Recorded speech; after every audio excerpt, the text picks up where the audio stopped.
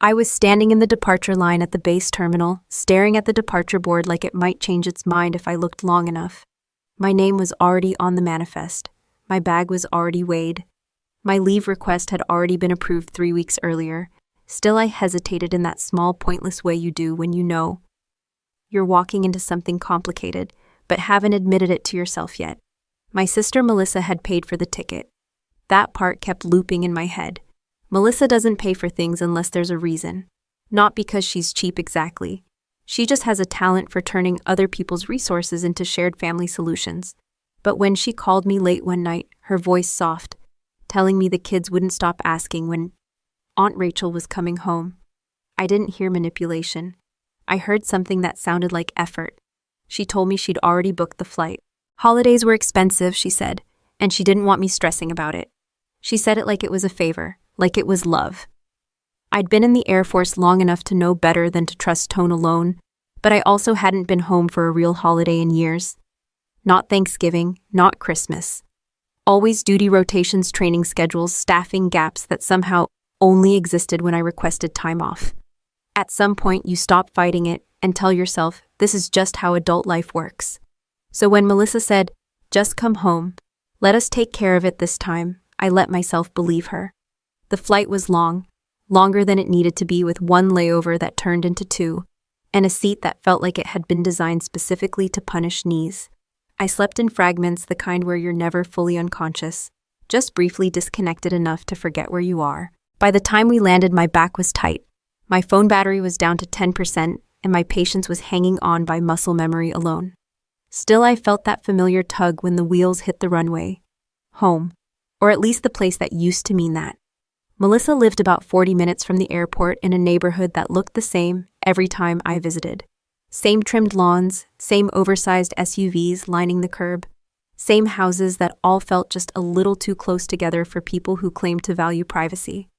I took a rideshare instead of asking her to pick me up. I told myself it was because she had kids and a schedule. If I was being honest, it was because I wanted a few quiet minutes before walking into whatever version of my family I was about to get. I stood on her front porch a little longer than necessary, adjusting the strap of my bag, rolling my shoulders to shake out the stiffness. Through the door, I could hear noise. Kids yelling, a TV on too loud. Adult voices layered over each other in that familiar, chaotic rhythm that always made me feel like I'd missed the opening act of a play everyone else had already memorized. I rang the bell. The door opened fast, like she'd been waiting right behind it. Melissa filled the doorway, hair pulled back, phone already in her hand. She looked at me for half a second, then her eyes dropped to my suitcase. "Hey," she said, "just that. No hug, no pause, no 'you made it,' or 'how was the flight?'" I noticed it, but I didn't react. Years of briefings had trained me not to fill silence with emotion. Inside the house smelled like reheated food and something sugary I couldn't place. 2 of the kids ran past us without slowing down. Someone laughed from the living room. Melissa stepped aside so I could roll my bag in, already talking over her shoulder about how the timing worked out perfectly. I followed her down the hallway, taking in the details without comment. Shoes kicked off in piles, a folded stroller leaning against the wall, a printed sheet of paper taped to the fridge covered in blocks of color and handwritten notes. I hadn't seen that schedule yet, but I clocked it anyway. My parents were already there, sitting at the dining table with coffee cups they hadn't bothered to finish. My dad gave me a nod. My mom smiled, the kind of smile that comes from obligation, not excitement. Everyone looked settled, like they'd been mid-conversation before I arrived and were just picking it back up. Melissa finally turned to face me fully. So she said, tucking her phone into her pocket, "You're here just in time." I waited. Not because I was trying to be dramatic, but because I'd learned that if you don't rush people, they'll usually say exactly what they mean. She gestured toward the fridge. "We've got the kids' schedule all set. Meals are mostly prepped. Their bags are packed. We're heading out early tomorrow, so tonight's just going to be chaos, but you're good with that." "Heading out where?" I asked. She waved a hand like the destination wasn't important. "Just a little trip. Couple days, we need it." I looked at her, then at my parents. No one seemed confused. No one looked surprised that I hadn't been looped in. "And the kids," I said. Melissa smiled quick and tight. "They'll be with you." There it was, dropped into the room like it had always belonged there. I felt something shift in my chest, not sharply, not yet, more like a familiar weight settling back into place. The one that shows up when you realize you've misunderstood your role again. One of the kids popped up beside me, tugging on my sleeve, already asking what we were going to watch later. My dad chuckled. They've been excited all day. Melissa glanced at the clock. We should finish packing. Oh, and Rachel, the car seats are already installed. Everything's labeled. It'll be easy. That word did a lot of work in my family. I nodded once. I didn't say yes. I didn't say no. I just nodded because that's what you do when you're processing faster than you can speak. I was still standing there, my hand on the handle of my suitcase, when it hit me how natural this felt to them. Not in a cruel way, in a practiced way, like they'd run this play before and never questioned the outcome. Melissa turned back toward the hallway, already calling out instructions, already moving on. I stood there for another second, the noise of the house pressing in around me, and took a slow breath through my nose. The flight exhaustion was still in my bones. The weight of my bag was still in my arm. And underneath all of it was the quiet awareness that whatever this visit was supposed to be, it wasn't what I'd imagined when I boarded the plane. I rolled my suitcase fully into the house and let the door close behind me. I set my suitcase upright against the wall and slid my boots off, lining them up automatically, toe to heel. It was muscle memory, the kind that sticks even when you're technically on leave. The house kept moving around me like I was a piece of furniture they'd worked around before. Melissa disappeared into the bedroom with her husband, already talking about chargers and reservations. My mom stood up from the table and started clearing mugs even though no one had asked her to.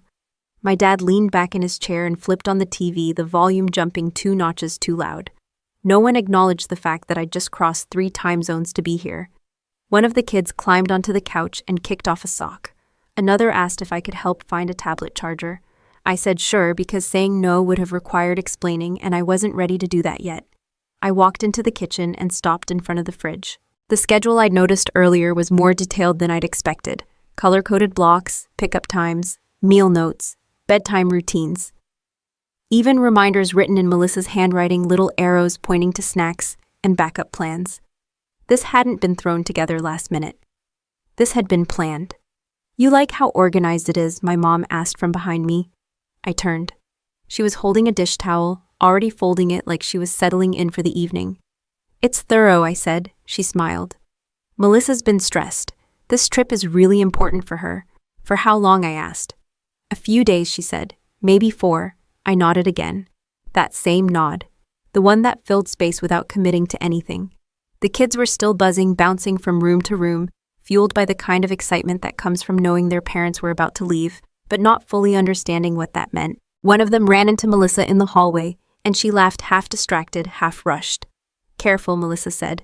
Don't get snot on your aunt. Her husband snorted. Yeah, she just got here.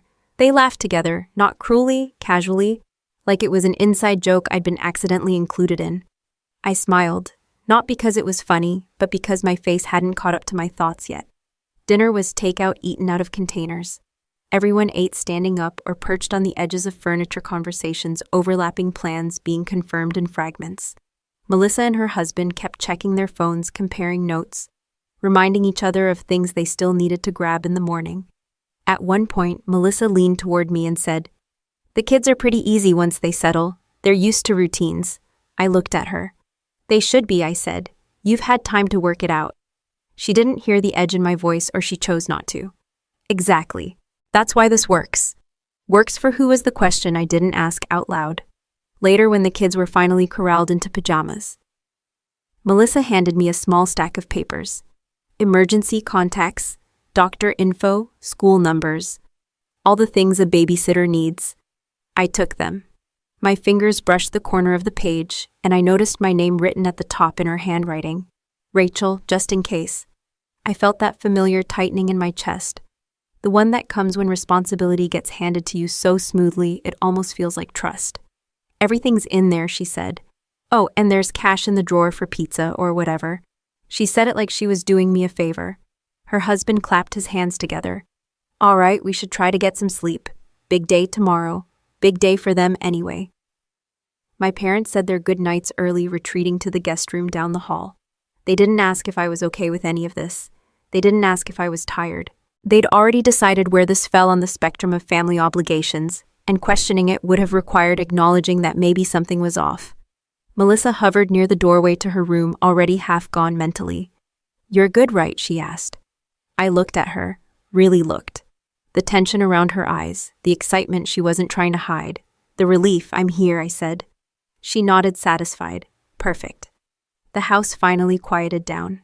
I sat on the couch, the TV murmuring something I wasn't watching, one of the kids curled up against my side, already drifting off. I stared straight ahead, feeling the weight of the day settle in. It wasn't the babysitting itself that bothered me. I'd handled far worse on far less sleep. It was the assumption, the way my presence had been slotted into their plans without a pause. I shifted slightly, careful not to wake the kid leaning on me, and let my eyes move back to the fridge, to the schedule, to the way my name had been written in ink, not pencil. At some point, Melissa's door closed. I heard the lock click, the quiet sound of finality. Not dramatic, just definitive. I sat there longer than necessary, listening to the house breathe. Every so often, a floorboard creaked. The TV buzzed softly. The kid beside me snored a thin, uneven sound. I thought about the call from Melissa weeks earlier. The way she'd said the kids missed me. The way she'd said she'd take care of the flight. How I'd let myself believe that meant something had shifted. What actually shifted was clarity. I reached for my phone, checking the time out of habit. Notifications stacked up from work I wasn't supposed to be thinking about. Messages from people who expected me to be precise, reliable, accountable. The contrast wasn't lost on me. I turned off the TV and carefully helped the kid off the couch, carrying them down the hall to the bedroom listed on the schedule. I tucked them in the way I'd done before, smoothing the blanket, checking the light. When I stepped back into the hallway, the house felt different. Not hostile, just arranged. I walked back into the kitchen and stood in front of the fridge again, staring at the blocks of color and neat handwriting. My name sat there like a placeholder, filling space no one else wanted to occupy. I didn't rip the schedule down. I didn't take a picture of it. I didn't say anything. I just stood there long enough to understand exactly where I'd been placed. I woke up before my alarm because the house decided I should. A cabinet slammed. Someone dropped a spoon. A kid shouted from the hallway like the concept of volume had never been introduced to them. I lay there for a second, staring at the ceiling, letting my brain come online, while my body stayed heavy. I checked my phone. Melissa had texted 20 minutes earlier. "We're heading out a little early. Coffee's on the counter. Thanks again." No question mark, no pause. I got up, pulled on a hoodie, and stepped into the kitchen. 2 suitcases were already gone. The counter was crowded with half-empty mugs and a paper bag that smelled like airport pastries. The fridge schedule had been updated with a new note in the corner, "Back Sunday night." The kids were awake already, orbiting me like they'd been briefed on the new chain of command. One wanted cereal, another wanted a different bowl than the one I handed them. The third just stood there, blinking, waiting for instructions. I moved through it without thinking. Pour, wipe, tie a shoe, find a missing sock. The rhythm came back fast, which was part of the problem. I'd done this before. Not just with Melissa's kids. With everyone's emergencies, everyone's loose ends. By mid-morning, the house settled into a quieter hum. Cartoons murmured in the background. Crumbs collected on the counter no matter how many times I wiped it down. I stood at the sink, rinsing dishes, when it finally clicked how familiar this all felt. Not the babysitting. The expectation. I'd been filling gaps in this family for as long as I could remember. It just looked different depending on the year. When Melissa dropped out of community college, I'd sent money without telling anyone else. When her husband switched jobs for the 3rd time, I'd covered a month of rent because it was just a bridge. When my parents' car needed repairs and their savings didn't quite stretch, I'd wired what they needed and told myself it was temporary. Temporary had lasted a decade. I wasn't stupid about it. I knew what I was doing. I just told myself it mattered. Family helps family. That was the phrase everyone liked to use, usually right before asking me for something specific. The difference was that when I helped, it stayed quiet. When they helped each other, it came with applause. I remembered the first time Melissa had asked me to sign something. I'd been on a short rotation, exhausted, running on caffeine and bad sleep.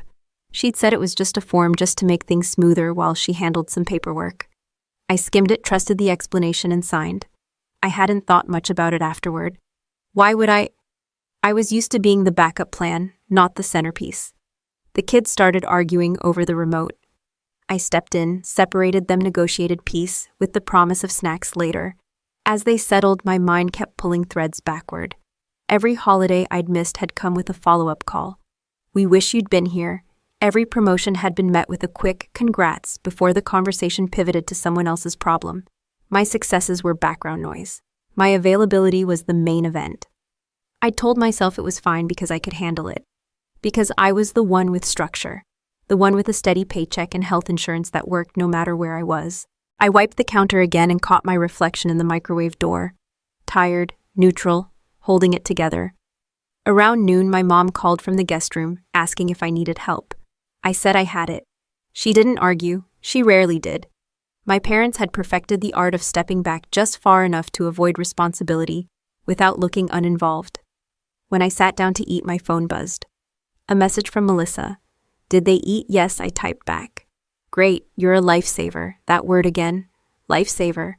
It sounded generous until you realized it usually meant someone else was drowning and had no intention of learning how to swim. The afternoon stretched. Homework questions, a scraped knee, a meltdown over the wrong color cup. I handled it all with the same calm I used at work, the kind that keeps situations from escalating but doesn't actually fix why they keep happening. At some point, one of the kids asked when their parents were coming back. I told them Sunday. They nodded and went back to what they were doing, already adjusting. Kids adapt faster than adults. Adults cling. I stepped outside for a minute just to breathe air that wasn't recycled through family dynamics. The neighborhood was quiet, lawns trimmed, neighbors waving without stopping. I leaned against the railing and checked my phone again, scrolling past emails I wasn't supposed to open on leave. One subject line caught my eye. Routine review, nothing dramatic, the kind of thing that happens regularly and only becomes a problem if it intersects with something messy. I locked the screen and slid the phone back into my pocket. Back inside, the kids were sprawled on the floor, toys everywhere. The schedule on the fridge fluttered slightly as the air kicked on. I stared at it, at how my name sat there like a given, like it didn't belong to me anymore. This wasn't about one trip or one favor. It was about how easily everyone had assumed I would absorb the inconvenience so theirs could disappear. I remembered standing in that airport line, hesitating for reasons I couldn't articulate. This was why. I wasn't angry, not yet. I was aware. And awareness has a way of changing the math. I picked up a toy, then another, clearing space without thinking. The kids followed my lead, helping in their uneven way. For a moment, the house felt manageable. That was always the trap. When things worked, no one questioned the cost. My phone buzzed again. Another message from Melissa, this one with a photo. 2 drinks on a table, ocean in the background. We finally relaxed, she wrote. I stared at the screen, then locked it. I finished cleaning, made a list for dinner, and checked the fridge. As I wrote things down, I realized something else that made my stomach tighten. None of this had been discussed. Not timing, not consent, not even a courtesy check-in. They hadn't asked because they didn't need to. I'd trained them not to. I stood there with the pen in my hand, listening to the kids argue softly over a board game, and understood with uncomfortable clarity that what I was feeling wasn't surprise. It was recognition, and once you recognize a pattern, you can't unsee it. I wiped my hands on a towel and checked the stove, adjusting the heat without looking. The kids were arguing again, quieter this time. The kind of low, persistent noise that wears you down more than yelling. I didn't step in right away. I listened. Not to intervene, but to observe. That habit didn't come from family. It came from work. In the Air Force, you learn early that chaos always leaves fingerprints. You don't fix the noise first. You look for the pattern underneath it. Who's making decisions? Who benefits? Who keeps getting called in to clean things up? I'd spent years doing that with equipment logs, staffing gaps, and supply chains that somehow broke the same way every quarter. Once you see it, you stop taking things personally. You stop reacting. You start documenting. I carried that mindset into the kitchen without realizing it. The fridge schedule wasn't just a list anymore. It was evidence, not of wrongdoing, but of assumptions. Time blocks that didn't include me until they suddenly did. Notes written as if I'd already agreed. Backup plans that only worked if I stayed flexible and silent. I poured juice, handed out cups, and watched how quickly the kids adapted to my instructions. They weren't difficult. They were just used to someone else stepping in when needed. I recognized that too. Later, while they were distracted with a game, I opened my phone again and scrolled through emails I'd been avoiding. Nothing urgent. Mostly automated notices and routine updates, the kind you skim and archive. One message stopped me. It wasn't dramatic, No red flags. Just a request to confirm some basic information tied to my name. The phrasing was careful, neutral, professional. I read it twice. This wasn't new, not exactly. Over the past few months, there had been small things like this. A forwarded letter that didn't belong to me. A form asking me to verify something I didn't remember initiating. Each time, I'd chalked it up to administrative noise. The system is big, stuff gets messy, but systems don't usually get messy in the same spot over and over unless someone keeps leaning on them. I locked my phone and set it face down on the counter. My mom came into the kitchen, drying her hands on the same towel she'd been using all day. "You're quiet," she said. "I'm fine," I said, which was true in the narrowest sense. She nodded, accepting it easily. "Melissa really needs this break." "I know," I said. She hesitated, then added, "You've always been good in emergencies." That landed harder than she meant it to. Being good in emergencies sounds like a compliment until you realize it means people only notice you when things go wrong. And once you prove you can handle it, they stop checking whether you should have to. I went back to the counter and started chopping vegetables, the steady motion giving my hands something to do while my mind worked through the implications. If those emails were connected to paperwork I'd signed years ago, that was on me. I didn't deny that. I'd agreed to help. I'd trusted the explanation. I'd assumed it would stay contained. What I hadn't agreed to was becoming a permanent buffer between my family and consequences they didn't want to deal with. That line matters in my job.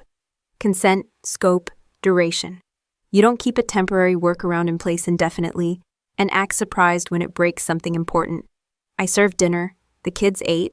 One complained about vegetables. Another asked for seconds. Life moved forward. Afterward, I cleaned up again, stacking plates, loading the dishwasher. My mom hovered, offering to help. I told her I had it. She stayed anyway, wiping a counter that was already clean. "Your sister trusts you," she said. Like that explained everything. I didn't answer. Trust is a strange word. In the military, it's built through clarity, through knowing who owns what, through understanding exactly where responsibility starts and ends. At home, trust seemed to mean access without accountability. When the kids were finally settled, I sat at the table with my laptop open, pretending to look at something harmless. In reality, I was pulling together a mental timeline. Not because I was planning anything dramatic, but because that's how my brain works when something feels off.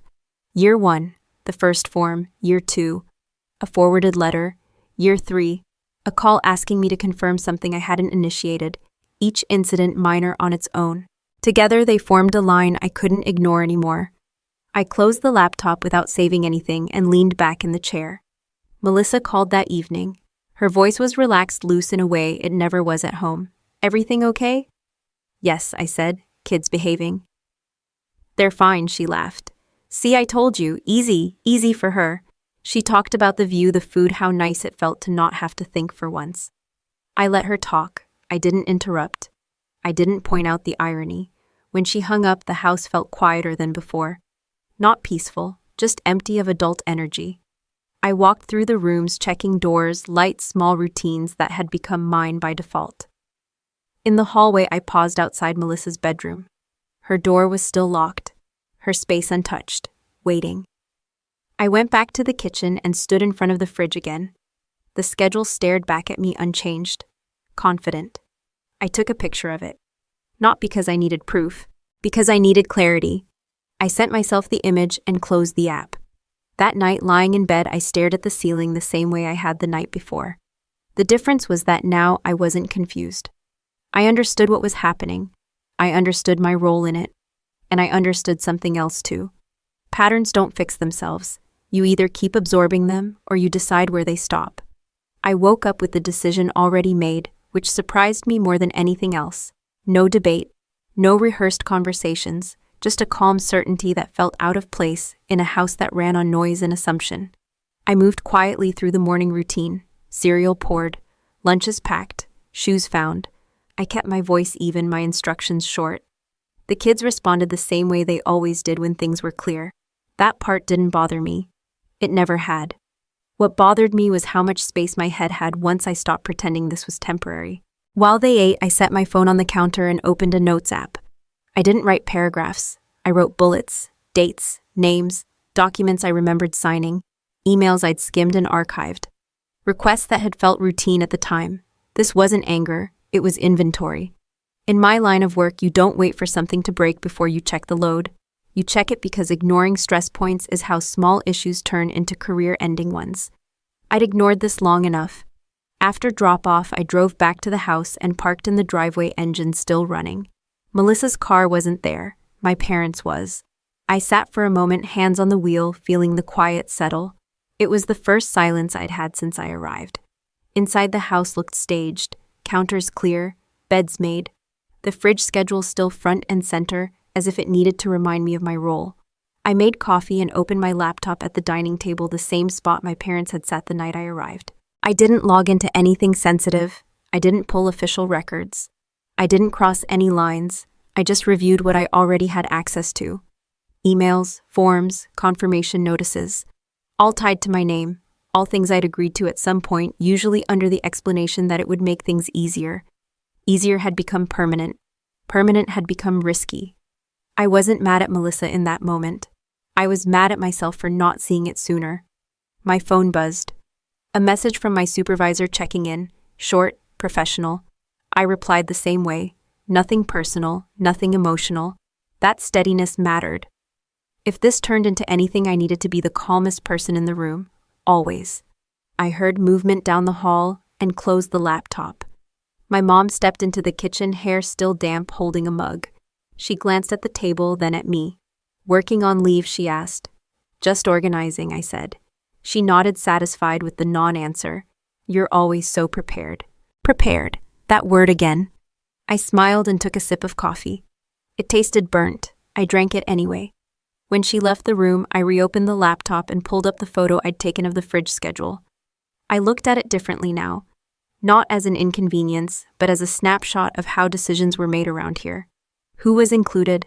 Who was assumed? I saved it to a folder with a neutral name and closed the laptop again. The rest of the day moved on without drama. Errands, pickup, snacks, homework. I stayed present without getting pulled under. Every time my phone buzzed, I checked it calmly. Every time Melissa texted, I responded with just enough information to keep things moving. All good. They're fine. Handled. Late in the afternoon, I stepped into the garage to grab something from my bag and paused when I saw it. A box pushed against the wall, half open, paperwork inside. My name printed on more than one page. I didn't dig through it. I didn't need to. Seeing it was enough. Back inside, I washed my hands longer than necessary and stood at the sink, letting the water run. The house felt smaller than it had the day before. Not physically, mentally. That evening, Melissa called again. Same relaxed tone, same casual check-in. She mentioned dinner plans, asked if the kids had gone to bed on time. They did, I said. Perfect, she replied. You're the best. I didn't react to that either. After the call, I sat down and opened my laptop one more time. This time, I drafted a simple list. Not demands, not accusations, just facts. What was tied to my name, what I had agreed to, what I hadn't realized had extended beyond its original scope. I didn't send it to anyone. I didn't even save it properly. I just needed to see it all in one place without commentary. Seeing it laid out like that did something important. It removed the guilt. Guilt thrives in vagueness. Clarity kills it. My phone buzzed again. A message from Melissa, this one, with a smiling photo of her and her husband at a restaurant. We needed this so bad, she wrote. I stared at the screen for a moment, then set the phone down face up. Needing something doesn't give you the right to take it from someone else without asking. That was a rule I lived by every day at work. Funny how easily it got ignored at home. I closed the laptop and stood up, stretching the stiffness out of my shoulders. I checked on the kids, adjusted blankets, turned off a light. Routine, controlled, familiar. As I walked back down the hallway, I noticed something else that hadn't registered before. A small whiteboard near the kitchen with reminders written in Melissa's handwriting. Groceries, appointments, dates circled weeks in advance. This trip hadn't been spontaneous. Neither had my role in it. I took a breath and felt the shift settle in fully. Not anger, not resentment, resolve. I wasn't here to explode anything. I wasn't here to make a scene. I was here to stop pretending that preparation meant permission. I went to bed with my phone charging on the nightstand screen, dark notifications silent. The house clicked and settled around me the same way it always did. Only this time, I wasn't asleep to what that quiet was built on. I waited until the house was full again. Not just kids and noise, but adults in the same room at the same time. My parents came back from running errands. Melissa and her husband returned earlier than planned to grab a few things before heading out again in the morning. Bags landed by the door, shoes piled up. Everyone moved fast, already halfway gone. I didn't raise my voice to get attention. I didn't stand in the doorway or block anyone's path. I set plates on the table and said it once evenly. Before you leave, we need to talk. They froze in that subtle way people do when they don't like the timing but don't want to look guilty. Melissa glanced at her husband. My mom paused with a grocery bag half lifted. My dad sighed like this was an inconvenience, not a conversation. Can it wait? Melissa asked. We're on a schedule. So am I, said. We sat. Not formally, not dramatically. Chairs scraped. Someone stayed standing until my mom told them to sit down. The kids hovered nearby until Melissa waved them away with a practiced smile. This won't take long, I said, if we keep it focused. Melissa crossed her arms. Okay, I didn't open my laptop. I didn't pull out papers. I didn't list numbers. I talked like I talk at work when I'm trying to keep a situation from getting worse. I'm not watching the kids for the rest of the trip, I said. Silence landed. Heavy, immediate. Melissa laughed once, sharp and surprised. What, I'm not doing it, I repeated. Same tone, no extra words. My mom leaned forward. Rachel, they already made plans. I know, I said. Without me. Melissa's husband shifted in his seat. This is kind of last minute. It wasn't last minute when it was decided, I said. Melissa uncrossed her arms and leaned in. You said you were here. You didn't say no. I didn't say yes, I said. Her jaw tightened. So what are we supposed to do? I didn't answer that. Not because I didn't have an opinion, but because it wasn't my problem to solve anymore. I'm also pulling my name from anything that uses it, I continued. Documents, accounts, anything that assumes I'm the backup. My dad's head snapped up. What does that mean? It means, I said, that whatever I agreed to in the past stays within the scope it was explained to me. Anything beyond that stops. Melissa stared at me like I'd switched languages. You can't just decide that. I already did, I said. My mom put a hand on the table. Honey, this feels extreme. It feels overdue, I said. Melissa shook her head, laughing again, but this time there was no humor in it. You're really doing this now. Right before we leave, I met her eyes. Yes. Her husband spoke up. We're family, so am I said. That hasn't protected me from being volunteered. The word hung there, volunteered.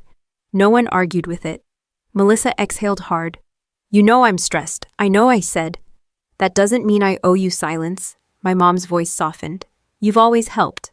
I have, I said. That's the problem. My dad rubbed his face.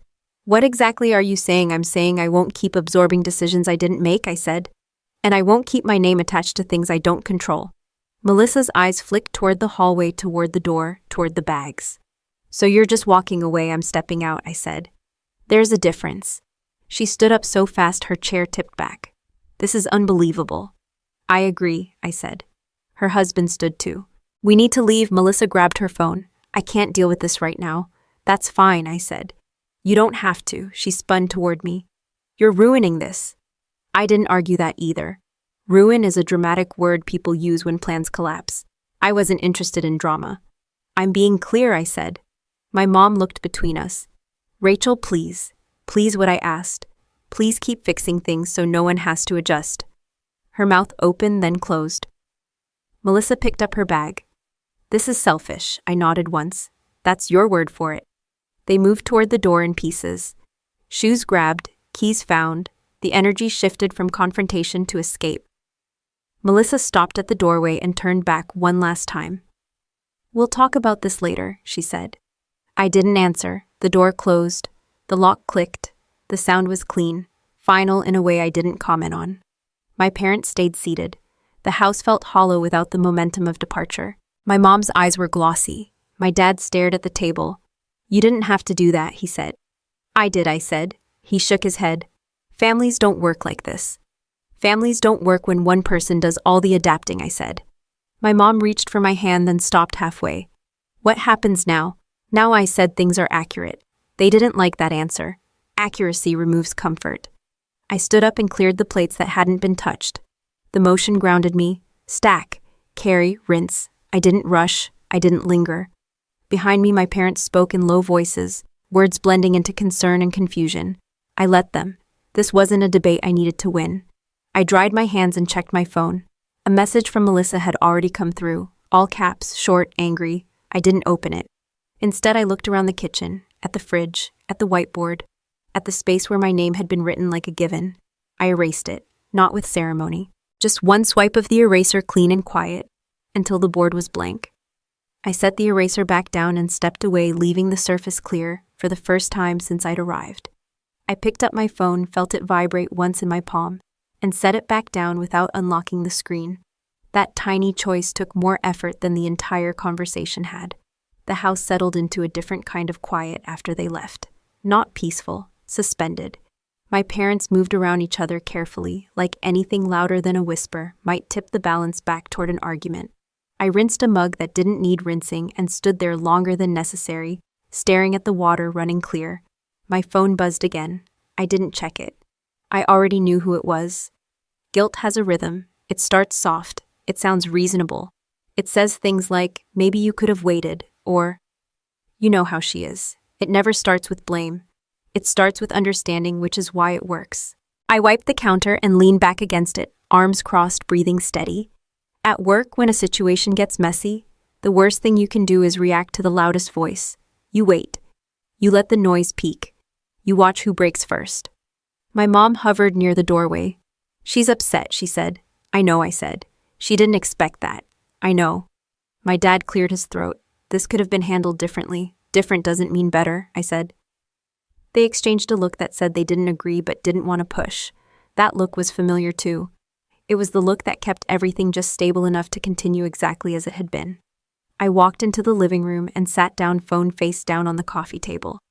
The kids' toys were still scattered across the floor, frozen mid-play, like the house had paused when Melissa walked out. I picked one up and set it in a bin, then another. Simple movements, low stakes. The phone buzzed again. I flipped it over this time. Melissa's name filled the screen, followed by a paragraph that kept expanding as I scrolled. Accusations padded with disappointment. Hurt dressed up as concern.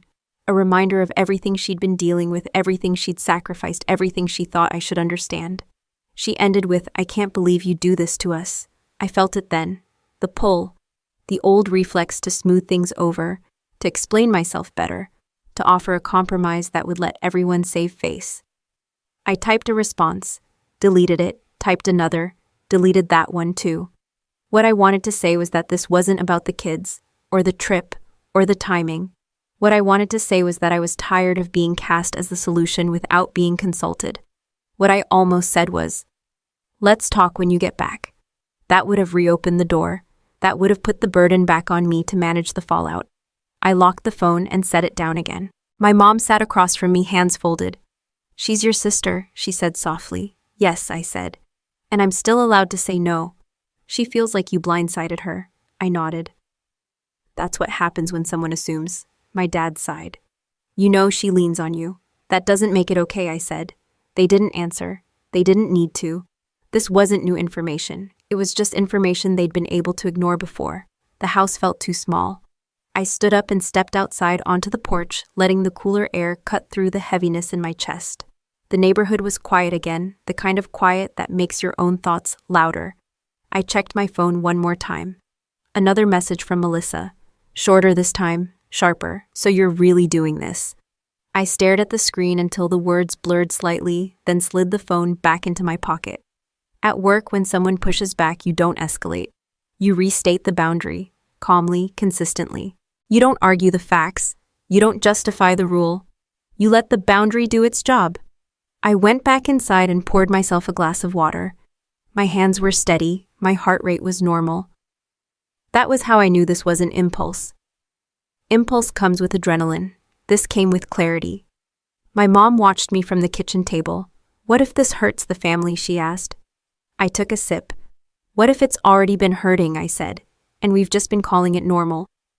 She looked down at her hands. The phone buzzed again. This time it was my dad's phone. He glanced at the screen, then at me. She wants us to talk to you. I nodded. That makes sense. He hesitated. Do you want us to? I considered it. Not emotionally. Practically, not right now, I said. He nodded slowly like he was adjusting to a new set of rules. The evening dragged. Dinner was quiet. The kids asked when their parents were coming back. My mom answered. I didn't correct her. I didn't need to. Later in the guest room, I sat on the edge of the bed and stared at my phone again. A part of me wanted to send something, anything, just to break the tension. Silence can feel aggressive when you're used to managing everyone's feelings. That part of me had been useful once. It kept things moving. It kept people calm. It kept me busy enough not to ask whether any of it was fair. I set the phone down and lay back staring at the ceiling. The house made its usual night sounds. Pipes, floorboards, someone coughing down the hall. I thought about all the times I'd stepped in before a problem could fully form. How that had trained everyone else to wait for me instead of dealing with it themselves. I turned onto my side and closed my eyes. Another buzz. I didn't move. The guilt ebbed slightly, replaced by something steadier. Not satisfaction, not relief, just a sense of alignment. Like things were finally matching their labels. In the morning, the consequences would still be there. So would the conversations, the disappointment, the attempts to negotiate. But right now in this moment, the hardest part had already passed. I hadn't backed down. The first sign wasn't dramatic. It wasn't a phone call or a threat or anything that would make a good story on its own. It was an email with a subject line so bland, I almost skipped it. Verification request. I read it once, then again slower. It asked me to confirm information connected to my name. Nothing accusatory, no urgency. Just a polite request to make sure records were accurate. Accurate was a word I could work with. I replied the same way I replied to everything official, clear, factual, minimal. I confirmed what was mine. I clarified what wasn't. I didn't add commentary. I didn't speculate. I attached what I had and closed the thread. That was it. No fireworks, no confrontation. By lunchtime, a second message came in. Different sender, same tone, another confirmation, another polite request. I could almost hear the gears clicking into place. At work, this is how it always starts. Not with alarms, but with questions, quiet ones.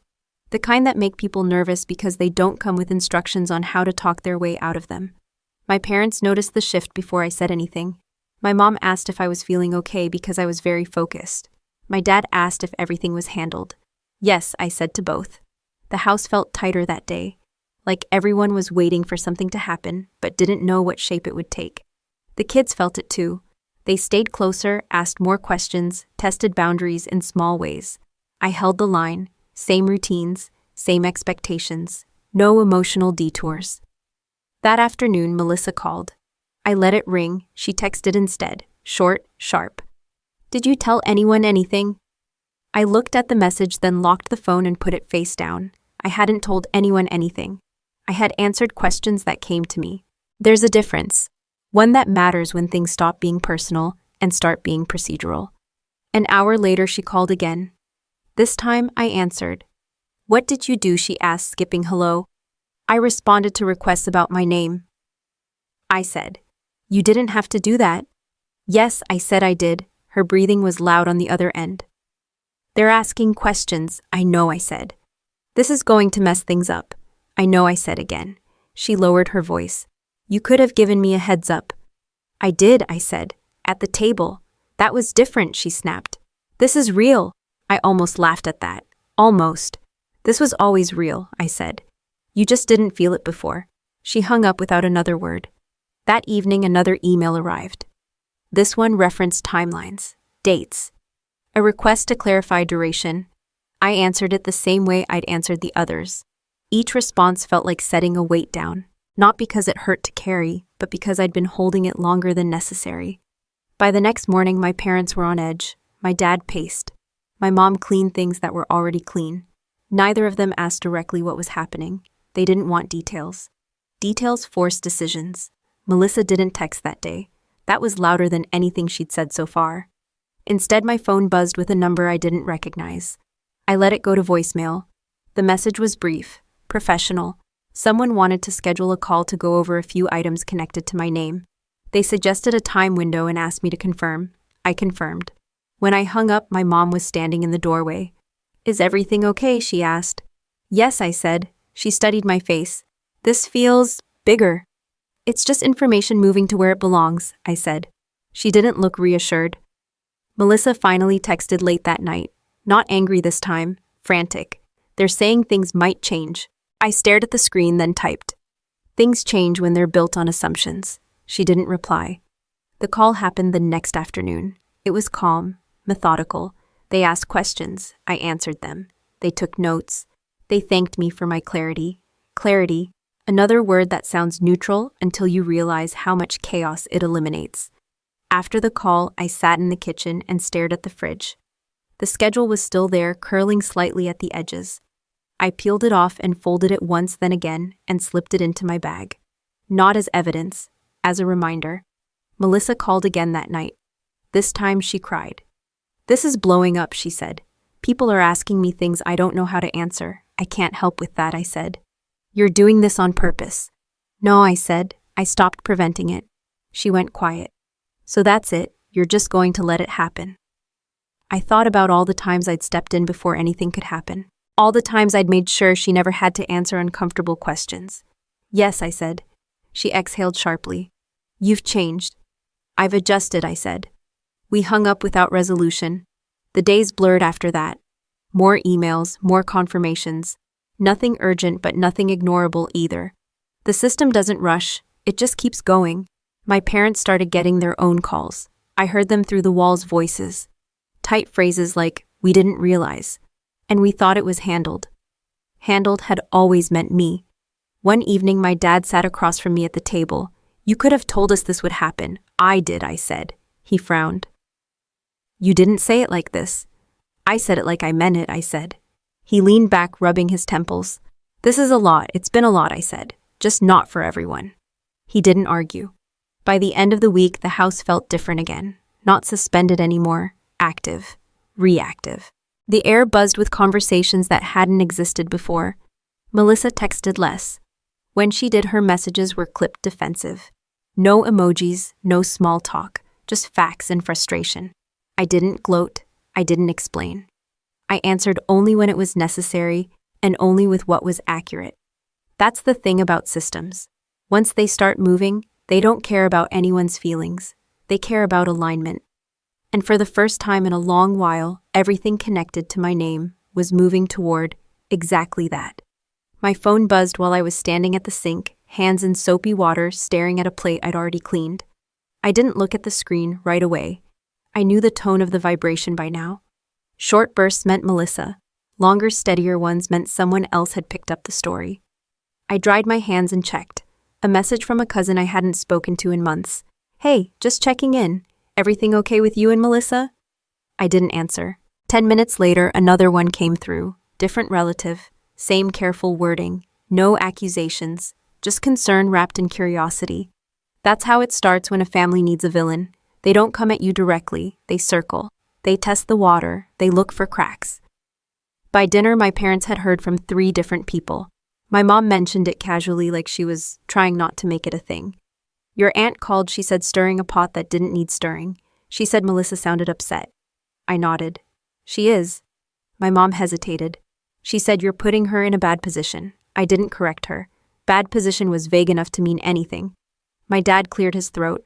People don't have the full picture. No, I said. They have the picture Melissa gave them.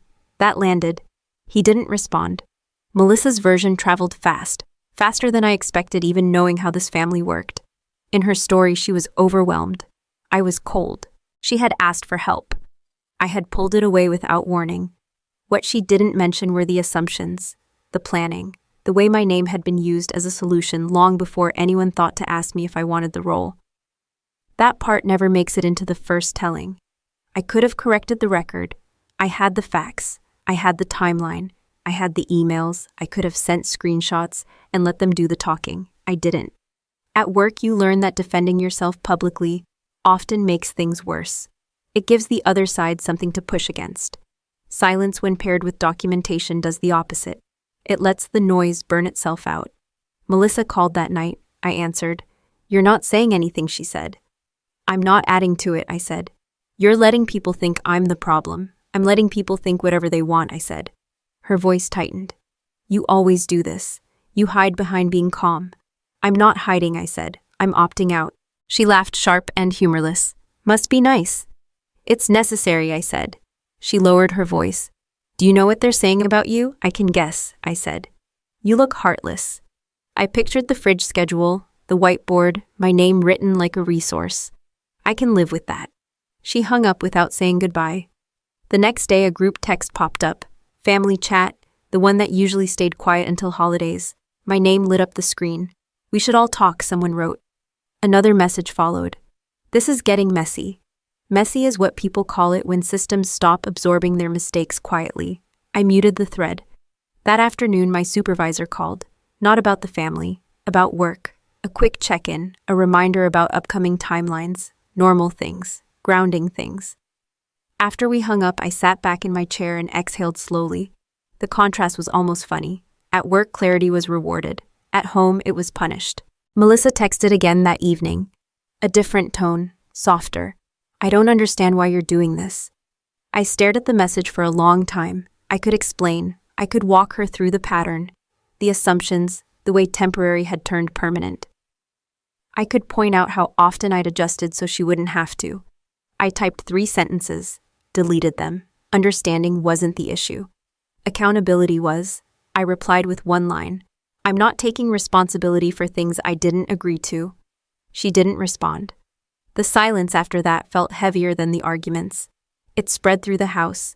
My parents moved carefully like they were afraid of saying the wrong thing and making it worse. My mom asked me twice if I was sure I didn't want to clear things up. I'm clear, I said. My dad sat down across from me later that night. Your sister feels abandoned. I met his eyes. She feels unsupported. He frowned. Isn't that the same thing? No, I said. Abandonment is leaving someone in danger. Support is optional. He leaned back, considering that. People are choosing sides. I know, I said. And you're okay with that? I'm okay with not auditioning, I said. That was the part they didn't like. Families like scripts, roles, predictable reactions. When someone steps out of character, it makes everyone else nervous. Melissa needed me to be the villain because it made her story simpler. If I was cruel, she didn't have to examine the structure she'd been leaning on. If I was selfish, she didn't have to explain why she'd assumed my availability. I went to bed that night with my phone on the nightstand screen dark. No buzzing, no messages, just quiet. In the morning, the group chat had more messages. Plans to talk, suggestions to meet. Words like resolution and family meeting started appearing. I muted it again. At breakfast, my mom finally said it. They think you owe an explanation. I don't, I said. She sighed. This isn't how families handle conflict. This is how systems handle correction, I said. Families just aren't used to it. She didn't like that answer, but she didn't argue. The rest of the day unfolded in small confrontations I didn't engage in. A call I let go to voicemail, a text I read but didn't answer, a comment from a relative I acknowledged with a neutral thumbs up, and nothing else. Every time I didn't respond the way they expected, the story shifted a little. The outrage dulled. The certainty wavered. By evening, Melissa sent one more message. I don't recognize you anymore. I looked at it then, at my reflection in the dark screen. For the first time, I did. And I didn't feel the need to explain that to anyone. The first real change showed up in the smallest way possible. Melissa stopped asking questions. No more texts about schedules or updates. No more half-hearted check-ins disguised as concern. The silence wasn't peace. It was recalibration. When people lose a safety net, they don't panic right away. They test the ground to see what still holds. My parents felt it before I did. My mom started checking the mail twice a day. My dad took calls in the garage, with the door half closed, his voice low and careful. They didn't volunteer details, but I didn't need them to. Tension has a sound. It hums under conversations, sharpens edges, turns ordinary tasks into something heavier. One afternoon, my dad asked if I could help him look over a document. Just to see if it makes sense, he said. I glanced at the page. It wasn't complicated. It was just something he wasn't used to handling without backup. I can read it, I said, but I'm not fixing it. He looked up surprised, then nodded slowly. Okay, that was new. He read it himself after that, lips moving slightly as he worked through the language. It took longer. He got frustrated, but he didn't hand it back to me. That night, my mom admitted something while we were washing dishes. Melissa's stressed, she said. I know, I replied. She's having to rethink things. I let that sit. She didn't realize how much she relied on you, my mom added. I turned off the water and faced her. I think she did. She just didn't expect it to stop. My mom didn't argue. She dried a plate carefully, eyes down. The kids noticed changes too. They asked fewer questions about when their parents were coming back next time. They stopped assuming I'd be there for everything. They adjusted faster than anyone else. That part stuck with me. A few days later, Melissa finally called. Not angry, not frantic, just tired. We're having to move some stuff around, she said. Okay, I replied. She waited like she expected me to jump in with suggestions. I didn't. The trip ended early, she added. I figured, I said. There was a pause. I didn't think it would be like this, like what I asked. Hard, she said. I considered that. Hard isn't the same as unfair. She exhaled. You always talk like that. Because it's accurate, I said. She didn't hang up. She didn't argue either. That was another shift. At work, things stayed steady. If anything, they felt lighter. The background noise I hadn't realized I was carrying had gone quiet. I focused better, slept better, responded without the low-grade tension that had followed me for years. One afternoon, a colleague commented on it. You seem settled. I nodded. I am. Back at the house, the dynamic kept changing in small, telling ways. My parents started making decisions without looping me in. Sometimes they got it wrong. Sometimes they didn't. Either way, they owned it. One evening, my dad admitted he'd missed a deadline. We'll deal with it, he said, already reaching for the phone. He didn't look at me when he said it. Melissa visited a week later. No kids. No big entrance. She stood in the doorway like she wasn't sure if she was welcome. Hey, she said. Hey, I replied. She sat down across from me at the table, hands folded tight. This has been rough, I know, I said. She waited again, still expecting more. I'm not taking responsibility for that, I added calmly, but I don't enjoy watching it. She swallowed. I didn't think you'd actually follow through. That's usually why people push, I said. She winced. I guess. We sat in silence for a moment. It wasn't comfortable, but it wasn't hostile either. It was honest. I'm figuring things out, she said finally. I believe you, I replied. That was all I offered. She looked at me, then really looked. You're not going to fix this, are you? No, I said. She nodded, slow and reluctant. Okay. When she left, the house felt different again, less charged, more real. My mom watched her go and turned to me. She's growing up. I didn't smile. She's adjusting. There's a difference. That night, I sat alone in the living room, the house quiet around me. I thought about all the times I'd equated usefulness with love, all the ways I'd mistaken responsibility for belonging. Letting go hadn't made things easier for everyone else. It had just made them possible. My phone buzzed once, a message from Melissa. I'm trying. I read it, then set the phone down without replying. Trying doesn't need applause. It needs space. I turned off the lights and headed to bed, the weight in my chest noticeably lighter than it had been when I arrived. The house settled around me, not with expectation, but with something closer to balance. For the first time in a long while, no one was waiting for me to catch them. I woke up to the sound of my alarm instead of someone else's schedule. No footsteps rushing down the hall. No whispered planning behind closed doors. Just a clean, deliberate tone cutting through the dark like it was supposed to. I sat up, swung my feet onto the floor, and felt how different my body reacted to the morning.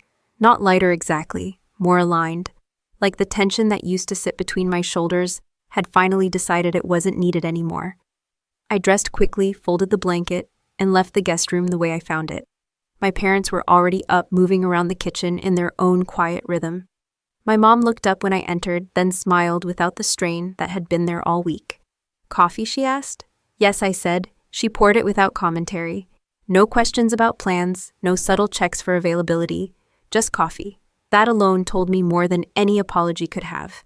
I spent the morning packing my things, not rushing, not dragging it out either. Melissa's messages had slowed to a trickle. When she did text, it was factual. Updates, logistics. Nothing that asked me to step in. The system had finished adjusting. Before I left, my dad cleared his throat in the doorway. I know things got uncomfortable, he said. They got accurate, I replied. He nodded. I guess that's not always the same thing. No, I said, but it's closer to fair. He didn't argue. The drive back to the base was quiet. The kind of quiet that gives you room to think without forcing conclusions.